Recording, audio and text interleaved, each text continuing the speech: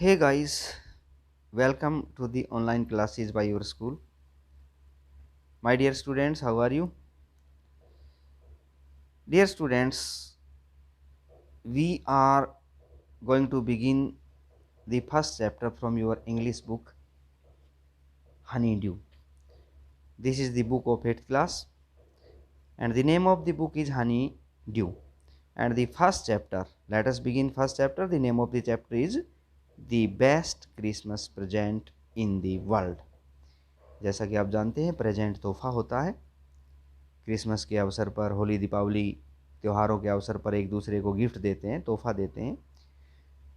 तो चैप्टर का नाम है दुनिया का सबसे प्यारा गिफ्ट क्रिसमस पर। क्रिसमस का दुनिया में सबसे प्यारा गिफ्ट। तो काफ़ी गिफ्ट दिए जाते हैं क्रिसमस के अवसर पर। सेंटा क्लॉज आते हैं, गिफ्ट दे के जाते हैं। आपस में भी सब बच्चे एक दूसरे को गिफ्ट देते हैं, मिठाइयाँ बांटते हैं। तो कौन सा गिफ्ट सबसे बेस्ट है, वो इस चैप्टर में बताया गया है। दूसरी बात, इस चैप्टर की जो भूमिका है वो वर्ल्ड वार फर्स्ट की भूमिका है। विश्व युद्ध छिड़ा हुआ है। जर्मनी और इंग्लैंड दोनों आपस में दुश्मन हैं। दोनों के बीच युद्ध चल रहा है। युद्ध भूमि का दृश्य है। इधर इंग्लैंड के सैनिकों ने अपनी बैरक बना रखे हैं, अपनी खाइयाँ बना रखी हैं, गड्ढे बना रखे हैं जिनमें वो छिपे हुए हैं। और सामने जर्मनी के सैनिकों ने अपनी खाइयाँ बना रखी हैं जिनमें वो छिपे हुए हैं। और आमने सामने से युद्ध चल रहा है, लड़ाई चल रही है। ऐसे में क्रिसमस का त्यौहार है बीच में, उसी दौरान क्रिसमस का त्यौहार आता है। और क्रिसमस के त्यौहार में युद्ध के दौरान युद्ध भूमि में एक बड़ा ही आश्चर्यजनक दृश्य देखने को मिलता है, वो इस चैप्टर में हम पढ़ेंगे। Before you read, there are some dates और periods of time in the history of the world. दुनिया के इतिहास में बहुत सी ऐसी तारीखें आती हैं, ऐसे पीरियड्स, समय आते हैं। देयर आर सम डेट्स, ऐसी तारीखें और पीरियड्स या ऐसे समय होते हैं of the time in the history of the world. दुनिया के समय के इतिहास में अगर हम दुनिया का इतिहास पढ़ें तो उस इतिहास में हमें ऐसे पीरियड्स ऑफ टाइम मिलेंगे और ऐसे तारीखें मिलेंगी that are so significant that, ये तारीखें इतनी महत्वपूर्ण होती हैं, ये समय इतना महत्वपूर्ण होता है, इतिहास के कुछ पल, कुछ समय ऐसे महत्वपूर्ण होते हैं दैट एवरीवन नोज, जिनके बारे में हर कोई जानता है। जैसे हमारे 1857 की क्रांति को बच्चा बच्चा जानता है, 1947 15 अगस्त को बच्चा बच्चा जानता है। ये ऐसी इतिहास की एक डेट है। एंड रिमेंबर्स देम, और लोग याद रखते हैं ऐसे महत्वपूर्ण तारीखों को और इतिहास के समय को। The story you will read, जो कहानी आप पढ़ने जा रहे हैं, the story you will read, जो कहानी आप पढ़ने जा रहे हैं, वो कहानी मेंशन वन सच डेट, उस कहानी में ऐसी ही एक तारीख का जिक्र है। मेंशन मीन जिक्र, एंड इवेंट, और इतिहास की ऐसी ही किसी इवेंट, घटना का जिक्र है। A war between British and the Germans in 1914, अंग्रेज ब्रिटेन और जर्मनी के बीच 1914 के युद्ध का समय है। Can you gas which war it was, क्या आप अंदाज़ा लगा सकते हैं, गैस लगा सकते हैं कि 1914 में ब्रिटेन और जर्मन के बीच में ये जो युद्ध था, ये कौन सा युद्ध था? तो हम कह सकते हैं 1914 में फर्स्ट वर्ल्ड वार हुआ था और जर्मनी और इंग्लैंड एक दूसरे के दुश्मन थे। तो let us start the chapter. I spotted, यहाँ पर आई कौन है? नरेटर है। इस कहानी को सुनाने वाला नरेटर वो आई है। तो नरेटर कहता है आई स्पॉटेड, मैंने देखा, इट इसे, मैंने इसे देखा। इन ए जंक शॉप, एक कबाड़ी की दुकान में देखा। जंक होता है सेकंड हैंड जो चीज़ें बेचता है, कबाड़ी। इन ब्रीड पोर्ट में, कबाड़ी की दुकान में मैंने इसे देखा। अब बच्चों इसने क्या देखा? राइटर जो नरेटर है उसने एक मेज़ देखी और मेज भी कैसी, ए रोल टॉप डेस्क, मतलब एक ऐसी मेज, डेस्क मीन मेज, जिसका जो टॉप है, ऊपर का सिरा है, वो रोल किया हुआ है। रोल मतलब उस पर परत चढ़ाई हुई है, सनमाइका वगैरह चढ़ाई हुई है। आई spotted it in A junk shop, मैंने इस मेज को एक कबाड़ी की दुकान में देखा। इन ब्रिडपोर्ट, ब्रिडपोर्ट में कबाड़ी की दुकान थी, वहाँ मैंने इस मेज को देखा। कैसी मेज थी, ए रोल टॉप मेज, एक रोल चढ़ी हुई टॉप वाली मेज, जिसका ऊपर का जो टॉप था मेज का, वो सनमाइका का लगा हुआ था, परत थी कोई पतली सी, जिसकी दुकान थी। उसने कहा it was early 19th century, ये मेज 19वीं शताब्दी के शुरू की बनी हुई मेज है, बहुत पुरानी मेज है ये 19वीं सदी के प्रारंभ में बनी थी। एंड ओक, और ये मेज किस लकड़ी की है, ओक लकड़ी की बनी है, बलूत लकड़ी की बनी हुई है। ओक होता है मजबूत लकड़ी होती है ओक, बलूत की। तो उसने बताया कि ये बहुत पुरानी मेज है, बलूत लकड़ी की बनी हुई है, 19वीं सदी के प्रारंभ के समय की बनी हुई मेज है। आई हैड वांटेड वन, मुझे चाहिए थी ऐसी ही एक मेज। मैं शुरू से ही चाहता था मेरे पास कोई रोल टॉप डेस्क हो, रोल टॉप मेज हो, but they were far too expensive, लेकिन ऐसी मेज बड़ी महंगी होती हैं, टू बहुत अधिक एक्सपेंसिव, महंगी होती हैं। This one was in a bad condition, ये जो पुरानी मेज मैंने कबाड़ी की दुकान में देखी, this one was in a bad condition, इसकी हालत बुरी थी, ये बुरी हालत की मेज थी, इस मेज की हालत ख़राब थी। दी रोल टॉप, ऊपर जो रोल चढ़ा हुआ था, जो परत चढ़ी हुई थी, सनमाइका जो लगी हुई थी, इन सेवरल पीसीस, वो कई टुकड़ों की सनमाइका लगी हुई थी, उसके कई टुकड़े थे। वन लेग, इस मेज की एक टांग, क्लुमसिली, बेढंग तरीके से, क्लुमसिली होता है आर्टलेस ढंग से, बेढंग तरीके से, मैंडेड, मरम्मत करके लगाई हुई थी। इस मेज की एक टांग भी जो टूटी हुई थी, उसको ठीक किया करके लगा दिया था, मेज को ठीक, टांग को ठीक कर रखा था, लेकिन वो जो मरम्मत की थी वो क्लुमसिली, बेढंग तरीके से की हुई थी, साफ दिखाई दे रही थी, अच्छी नहीं लग रही थी। स्क्रोच मार्क्स, इस मेज पर जले हुए निशान, जलने के निशान भी थे, scorch marks, all down one side, ऊपर से लेके नीचे तक एक तरफ पूरी जलने के निशान बने हुए थे इस मेज पर। It was going for very little money, ये मेज बहुत ही थोड़े पैसे में मिल रही थी। इट वॉज गोइंग फॉर, ये मिल रही थी, वेरी लिटल मनी, बहुत ही कम पैसे में। I thought I could restore it, restore mean प्राप्त करना, लेना, खरीदना। मैंने सोचा कि कम पैसे में मिल रही है, इसको खरीद लेना चाहिए। It would be A risk, हो सकता है इसको खरीद कर मैं रिस्क ले रहा हूँ। ए चैलेंज, हो सकता है मेरे लिए ये बड़ा चैलेंज वाली बात हो सकता है मैं इसकी मरम्मत ना कर पाऊँ। But I had to have it, लेकिन मुझे इसे लेना था। आई पेड दी मैन, मैंने दुकानदार को, मैन मीन उस आदमी को जिसके पास ये मेज़ थी, पेड, पैसे दिए, इसकी कीमत दी।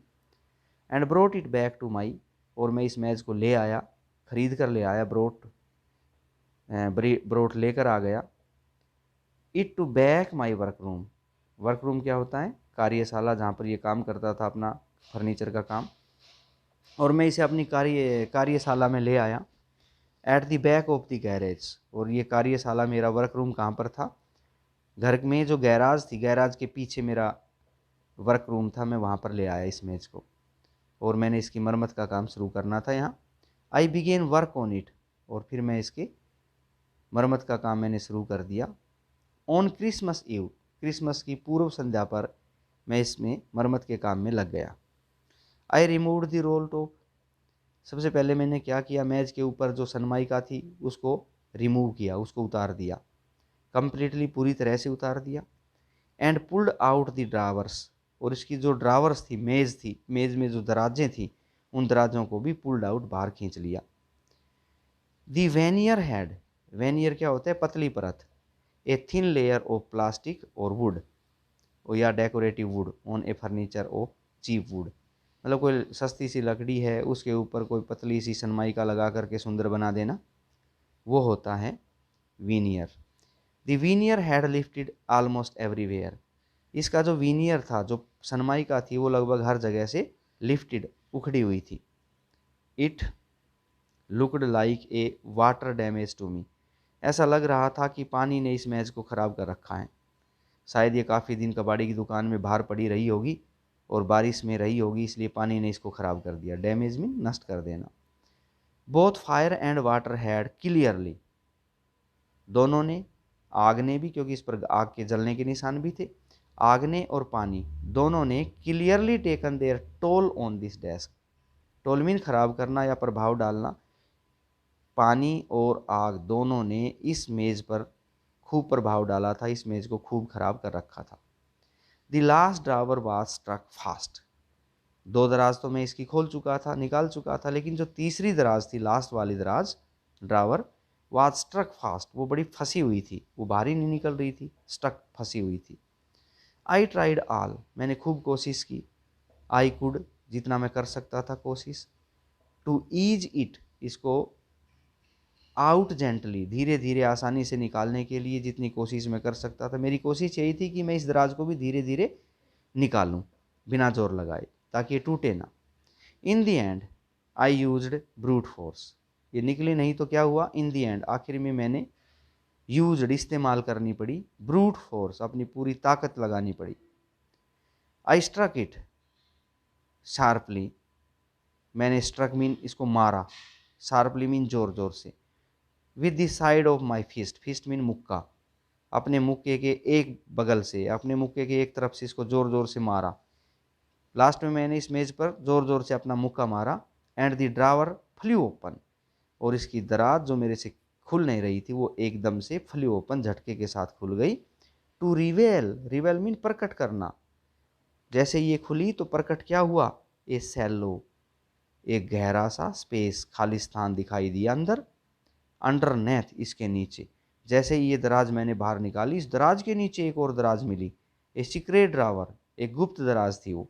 अलमारी में दराज के अंदर एक गुप्त दराज दे दी जाती है, तो इस मेज के अंदर जो दराज थी, उस दराज के नीचे एक गुप्त दराज थी। There was something in there, और इस गुप्त दराज में कुछ रखा हुआ था। आई रीच्ड इन, मैंने हाथ आगे बढ़ाया, आगे बढ़ा मैं, एंड टुक आउट, और मैंने बाहर निकाला उस दराज में से, जो गुप्त दराज थी उसमें से क्या बाहर निकाला, ए स्मॉल ब्लैक, एक छोटा सा काले रंग का टीन बॉक्स, टीन का बक्सा बाहर निकाला। टीन क्या धातु होती है, लोहे की, तो एक लोहे का डब्बा निकाला। सैलो टेप्ड, सैलो टेप से, सैलो टेप तो समझते होगे ना, चिपकाने वाली tape, to the top of, इस मैच के ऊपर सैलो टेप के द्वारा क्या चिपका रखा था, was a piece of lined, एक टुकड़ा चिपका रखा था, किसका, लाइंड, लाइनदार नोट पेपर, कागज का।